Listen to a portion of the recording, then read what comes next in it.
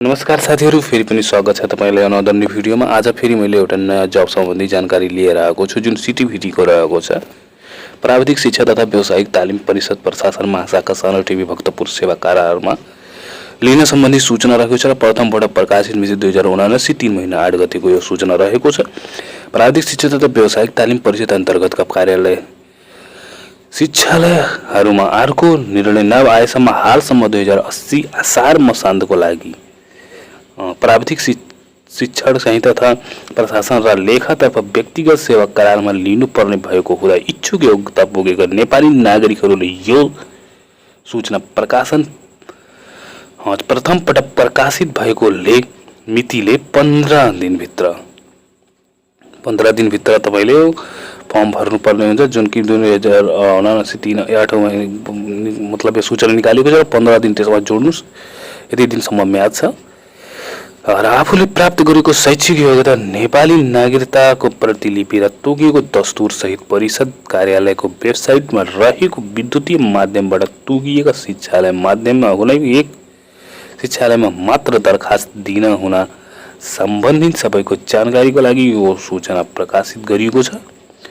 यो सम्बन्धी विस्तृत जानकारी र विवरणका लागि चाहिँ पद नियुक्ति, शैक्षिक योग्यता, पाठ्यक्रम, परीक्षा प्रणाली, कार्य गर्नुपर्ने स्थान, तलब भत्ता तथा अन्य सुविधा दस्तुर आदि परिषदको कार्यालय www.ctevt.org.np मा हेर्न सकिन्छ।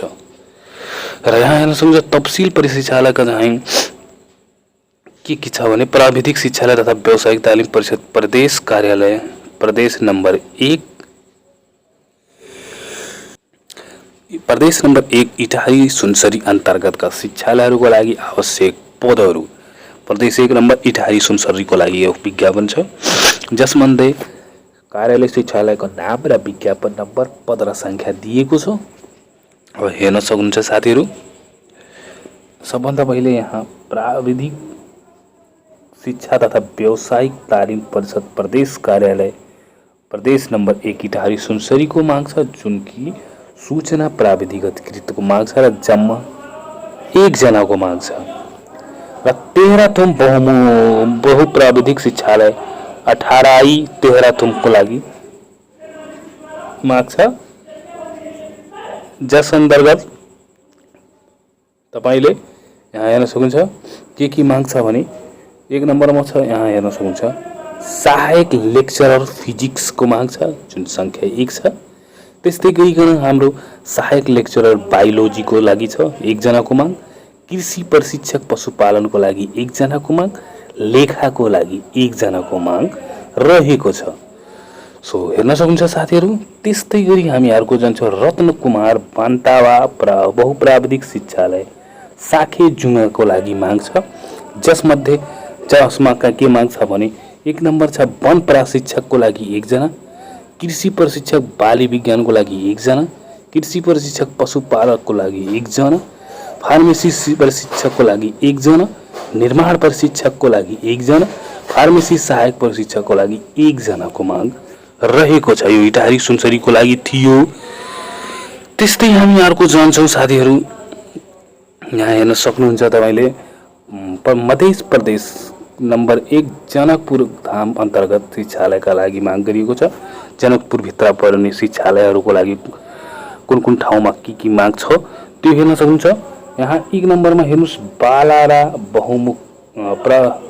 बहुप्राविधिक शिक्षालय बलराको लागि माग छ, जसमा निर्माण प्रशिक्षकको लागि 1 जना, निर्माण सहायक प्रशिक्षकको लागि 1 जना माग छ। त्यस्तै हामी जय किसान बहुप्राविधिक शिक्षालयको लागि माग छ, जसमा प्रशासकीय सहायकको लागि 1 जनाको माग छ। त्यस्तै हामी अर्को जान्छौँ, यहाँ हेर्न सक्नुहुन्छ सन्त अल्पामाई रामनारायण यादव बहुप्राविधिक शिक्षालय मलङ्गवा भन्ने ठाउँ छ, त्यहाँको लागि माग छ। र यसमा तपाईले के पाउनु मतलब कुन ठाउँमा के माग छ भने स्वास्थ्य प्रशिक्षक नर्सिङको लागि 1 जना, स्वास्थ्य प्रशिक्षक साधारणको लागि 1 जना, मेडिकल ल्याब प्रशिक्षकको लागि 1 जना, फार्मेसीको लागि 1 जना, फार्मेसी सहायक प्रशिक्षकको लागि 1 जना, मेडिकल ल्याबको लागि छ, मेडिकल ल्याब सहायक प्रशिक्षकको लागि 1 जना माग गरिएको छ। त्यस्तै हामी अर्को नम्बर जान्छौँ साथीहरू। अर्को ठाउँको लागि जो निर्मल लामा बहुप्राविधिक शिक्षालय खैरामारा महोत्तरीको माग छ, जस अन्तर्गत फार्मेसी प्रशिक्षकको लागि 1 जना, फूड एन्ड डेरी प्रशिक्षकको लागि 1 जना, जियोमेट्रिक प्रशिक्षकको लागि 1 जना, होटल म्यानेजमेन्ट प्रशिक्षकको लागि 1 जना, विद्युत सहायक प्रशिक्षकको लागि यसमा यो अर्को ठाउँ परसौनी बहुप्राविधिक शिक्षालय परसौनी बाराको लागि छ। यो विद्युत सहायक प्रशिक्षकको लागि माग छ। त्यस्तै हामी अर्को बागमती प्रदेश हेटौडाको लागि कति माग छ भने यहाँ हेर्नुहोस्, बागमती प्रदेश हेटौडा मकवानपुर अन्तर्गतका शिक्षालयहरूको लागि छ, जस अन्तर्गत तपाईँले यहाँ पाउन सक्नुहुन्छ। शिक्षालयको नाम चाहिँ बालाजु स्कुल अफ इन्जिनियरिङको लागि छ, जसमा चाहिँ मेकाट्रोनिक्स प्रशिक्षकको लागि 1, अटोमोबाइल्स प्रशिक्षकको लागि 1 जना। त्यस्तै नेपाल भारत मैत्री बहुप्राविधिक शिक्षालय हेटौडाको माग छ, जसमा चाहिँ मेकानिकल प्रशिक्षकको लागि 1 जनाको माग रहेको छ। त्यस्तै हामी अर्को छ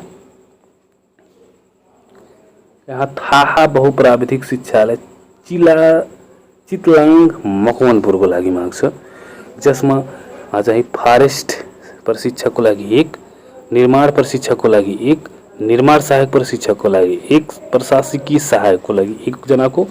त्यस्तै नारायणी बहुप्राविधिक शिक्षालय चितवनको लागि माग छ, जसमा जियोमेट्रिक प्रशिक्षकको लागि 1 जना, अटोमोबाइल्स प्रशिक्षकको लागि 1 जना, जियोमेट्रिक सहायक प्रशिक्षकको लागि 1 जना, अटोमोबाइल सहायक प्रशिक्षकको लागि 1 जनाको माग छ। त्यस्तै हामी पोस्ट बहादुर बोकडी बहुप्राविधिक शिक्षालय विदुर नुवाकोटको माग छ। नुवाकोटको लागि होटल म्यानेजमेन्ट प्रशिक्षक 1, कृषि प्रशिक्षक बाली विज्ञान 1, कृषि प्रशिक्षक पशु विज्ञान 1, कृषि सहायक प्रशिक्षक बाली विज्ञान 1, होटल म्यानेजमेन्ट सहायक प्रशिक्षक 1 जनाको माग छ। त्यस्तै हामी पनौती प्राविधिक शिक्षालय पनौती काभ्रेको लागि माग छ, अटोमोबाइल सहायक प्रशिक्षकको लागि 1 जनाको माग छ। साथीहरू भिडियो पज गरेर तपाईँ हेर्न सक्नुहुन्छ यदि बुझ्न सक्नु भएन भने। त्यस्तै गरी साङ्खरापुर बहुप्राविधिक शिक्षालय काठमाडौँ साङ्खु काठमाडौँको लागि माग छ, जसमा निर्माण प्रशिक्षकको लागि 1, निर्माण सहायक प्रशिक्षकको लागि 1, प्रशासकीय सहायकको लागि 1 जना। त्यस्तै अर्को छ के छ भने गणेशमान बहुप्राविधिक शिक्षालय चन्द्रगिरी काठमाडौँको लागि माग छ, जसमा प्रशासकीय सहायकको लागि 1 जना छ। त्यस्तै महालक्ष्मी बहुप्राविधिक शिक्षालय महालक्ष्मी ललितपुरको लागि प्रशासकीय सहायकको लागि 1 जना। त्यस्तै हामी गण्डकी प्रदेश पोखराको लागि जान्छौँ। अब साथीहरू पोखराको लागि किसान बहुप्राविधिक शिक्षालय चापाकोट स्याङ्जाको लागि छ, जसमा निर्माण प्रशिक्षक 1, कृषि प्रशिक्षक पशुपालन 1, कृषि प्रशिक्षक बाली विज्ञानको लागि 1, लेखाको लागि 1।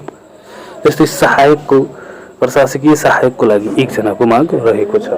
त्यस्तै हामी अर्को विज्ञापन यहाँ हेर्न सक्नुहुन्छ, अर्को पेजतिर जान्छौँ, जसमा त्यही रहेको छ कर्णालीकै लागि गण्डकीकै लागि।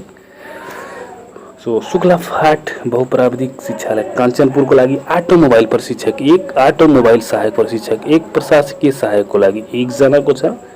त्यस्तै शहीद विष बहादुर बहुप्राविधिक शिक्षालय बझाङको लागि माग छ, र बझाङको लागि चाहिँ प्रशासकीय सहायकको माग छ यहाँ 1 जनाको। र त्यस्तै गरी हामी सेती प्राविधिक शिक्षालय दिपायलको लागि जान्छौँ। दिपायलको लागि फार्मेसी प्रशिक्षक 1, सहायक लेक्चरर फिजिक्सको लागि 1, फार्मेसी सहायक प्रशिक्षक 1, प्रशासकीय सहायक 1 जनाको माग छ। त्यस्तै हामी अर्को जान्छौँ। यसरी हेर्न सक्नुहुन्छ तपाईहरु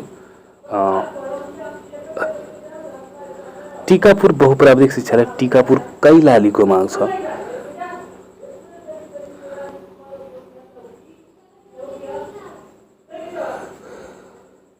हेर्न सक्नुहुन्छ कृषि प्राविधिक सहायक बाली विज्ञानको लागि छ, जसमा चाहिँ 1 जनाको माग छ। कृषि प्राविधिक एग्रो इन्जिनियरिङको लागि 1, वन प्रशिक्षक 1, त्यसपछि वन सहायक प्रशिक्षक 1, प्रशासकीय सहायकको लागि 1 जना। त्यस्तै गरी भीम दत्त बहुप्राविधिक शिक्षालय पाटन बैतडीको लागि छ र प्रशासकीय सहायकको लागि 1 जना। प्राविधिक शिक्षालय त्यस्तै व्यावसायिक तालिम परिषद कार्यालय सानो ठिमी भक्तपुरको लागि माग छ, जुन कि सहायक कार्यालय सहयोगी सरसफाई गर्नको लागि 1 जनाको माग रहेको छ। र माथि उल्लेखित पदहरूको लागि आवश्यक न्यूनतम शैक्षिक योग्यता अध्याय बमोजिम हुनेछ। यहाँ ये माध्यमबाट अनलाइन फर्म भर्नुपर्नेछ र प्राविधिक तथा प्रशिक्षण सेवा अधिकृत स्तर तृतीय श्रेणीका लागि तर्फ के छ भने यदि विद्युत प्रशिक्षकको लागि भन्नुहुन्छ भने मान्यता प्राप्त शिक्षण संस्थाबाट इलेक्ट्रिकल इन्जिनियरिङ विषयमा स्नातकता वा सोसरा पास गर्ने हुनु। दोस्रो नम्बर मेकानिकल, त्यसपछि मेकाट्रोनिक्स प्रशिक्षकको लागि भन्नुहुन्छ भने मान्यता प्राप्त शिक्षण संस्थाबाट मेकानिकल इन्जिनियरिङ वा मेकाट्रोनिक्स इन्जिनियरिङ विषयमा स्नातकता वा सोसरा उत्तीर्ण गरेको हुन पर्यो। अटोमोबाइल प्रशिक्षकको लागि भन्नुहुन्छ भने मान्यता प्राप्त शिक्षण संस्थाबाट मेकानिकल इन्जिनियरिङ विषयमा अटोमोबाइल इन्जिनियरिङ विषयमा स्नातकता वा सोसरा उत्तीर्ण गरेको हुन पर्यो।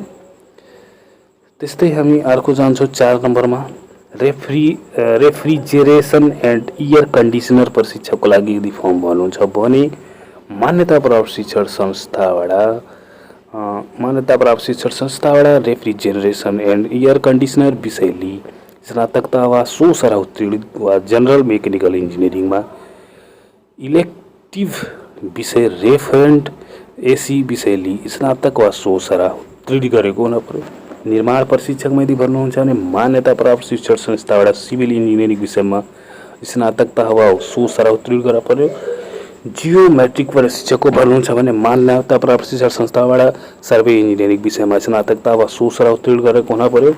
त्यस्तै गरी प्राविधिक अधिकृत सूचना प्राविधिकको लागि भन्नुहुन्छ भने मान्यता प्राप्त शिक्षण संस्थाबाट इन्फर्मेसन टेक्नोलोजी विषयमा स्नातकता वा सोसरा पास गरेको हुन पर्यो।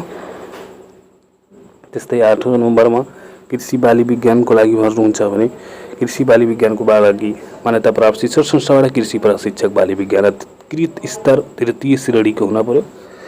त्यस्तै कृषि प्रशिक्षक पशुपालकको लागि भन्नुहुन्छ भने मान्यता प्राप्त शिक्षण संस्थाबाट कृषि पशु विज्ञान पशुपालन विषयमा स्नातकता वा सोसरा उत्तीर्ण गर्नु पर्यो। फार्मेसीमा भन्नुहुन्छ भने फार्मेसी शिक्षकको लागि भने मान्यता प्राप्त शिक्षण संस्थाबाट फार्मेसी विषयमा स्नातकता वा सोसरा उत्तीर्ण गरेको हुन पर्यो। होटल म्यानेजमेन्टतिर जानुहुन्छ भने होटल म्यानेजमेन्टमा चाहिँ मान्यता प्राप्त शिक्षण संस्थाबाट होटल म्यानेजमेन्ट विषयमा स्नातकता वा सोसरा उत्तीर्ण गरेको हुन पर्यो। यानि कि ब्याचलर मागेको छ सबैमा लगभग। फूड एन्ड बेभरेजर प्रशिक्षकको लागि भन्नुहुन्छ भने मान्यता प्राप्त शिक्षण संस्थाबाट होटल म्यानेजमेन्ट विषयमा फूड एन्ड बेभरेज मूल विषय लिई स्नातकता उत्तीर्ण गरेको हुन पर्यो। त्यस्तै हामी आजको जान्छौँ कुकिङ बेकिङ प्रशिक्षकको भन्नुहुन्छ भने कुकिङ बेकिङ प्रशिक्षकमा तपाईले मान्यता प्राप्त शिक्षण संस्थाबाट होटल म्यानेजमेन्ट विषयमा मूल विषय कुकिङ बेकिङ लिई स्नातकता। सहायक लेक्चररको भन्नुहुन्छ फिजिक्सको लागि भने मान्यता प्राप्त शिक्षण संस्थाबाट चाहिँ भौतिक शास्त्र विषयमा स्नातकोत्तर हुन पर्यो, यसमा मास्टर डिग्री मागेको छ। सहायक लेक्चरर केमिस्ट्री भन्नुहुन्छ भने तपाईले मान्यता प्राप्त शिक्षण संस्थाबाट रसायन शास्त्र विषयमा स्नातकोत्तरता वा सोसरा उत्तीर्ण गरेको हुन पर्यो। त्यस्तै हामी अर्को सहायक लेक्चरर बायोलोजीतिर जान्छौँ। यहाँ हेर्न सक्नुहुन्छ बायोलोजीमा मान्यता प्राप्त शिक्षण संस्थाबाट माइक्रोबायोलोजी विषयमा स्नातकोत्तरता वा सोसरा उत्तीर्ण गरेको हुन पर्यो। अंग्रेजी भाषा शिक्षा प्रशिक्षककोमा जानु छ भने मूल विषय लिई अंग्रेजी विषय लिई स्नातकता वा सोसरा उत्तीर्ण गर्यो। गणित विषयको जानु छ भने त्यही गणित विषयको मूल विषय लिई स्नातकता उत्तीर्ण गरेको हुन पर्यो।